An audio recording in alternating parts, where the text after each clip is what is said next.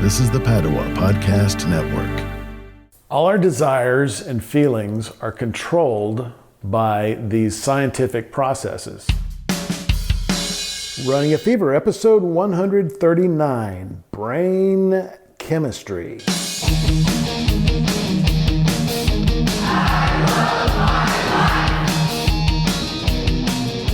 There are four chemicals that control life, well, not life, but love, joy, happiness, fulfillment, and we're going to talk about all of them today.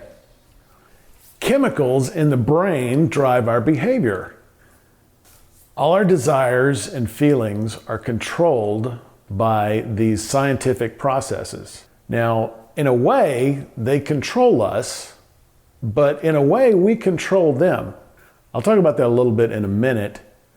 But first, let's talk about the four basic chemicals that control all of these things.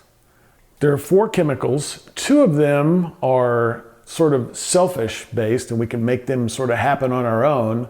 And two of them, you have to have a couple or a community to make them happen. So the selfish ones are endorphins, and that's like the runner's high that you get from a lot of exercise and activity.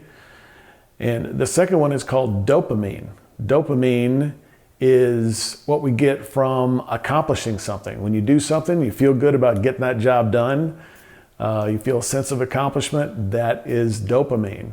And every time you cross something off a list, you get that hit of dopamine. But dopamine also is associated with addiction.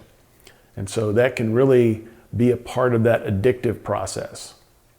The second two that are really social chemicals are serotonin and oxytocin. Serotonin is known as the leadership chemical, and that comes from pride, recognition, accomplishment, and that's why we have celebrations and awards and things like that, because those build up our serotonin levels, and it takes a group to get that. You can cheat it, however. There are certain things that we call like status symbols, like a fancy car or something like that, a designer brand of clothing. That can give you that same feeling. So you can kind of cheat on that a little bit. It makes you feel like you're recognized when really you just bought something.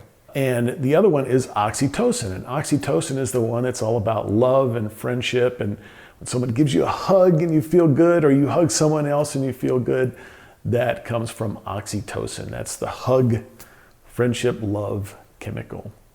If you want to know get a really good in-depth story that puts all this together, then you want to check out Simon Sinek's talk on why leaders eat last. And he also has a book, and I'll put links to that in the show notes for today.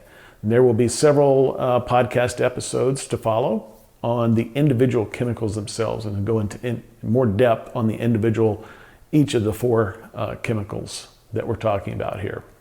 As humans, we're kind of wired for community, and this is why we survive and dominate. We're stronger as a group than we are individually.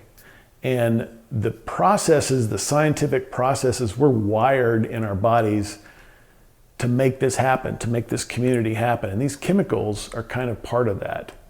Now, as you can see, the chemicals kind of work together sometimes, but they kind of work against each other at times too. For example, the dopamine chemical that controls addiction. In 12-step programs, they've figured out that by helping people, that is necessary part of that 12-step program in order to overcome the addiction. And so basically you're wanting to get serotonin and oxytocin, and that fights against the dopamine. So in summary, I'm hoping that knowing more about these chemicals will help me bring some balance to my life. If I know that, if I'm really craving a pizza and that dopamine's kicking in, then I need to probably work on, some other areas of my life. It's all about balance. So, I've talked about all areas of life on the show. All these areas of life, I feel it's kind of a balance thing, and really the chemicals kind of tie into that. So I hope this will help us live longer by having better knowledge of the way our brain works. Remember, if you got the fever, keep it. If you don't have it, get it. runningafever.com.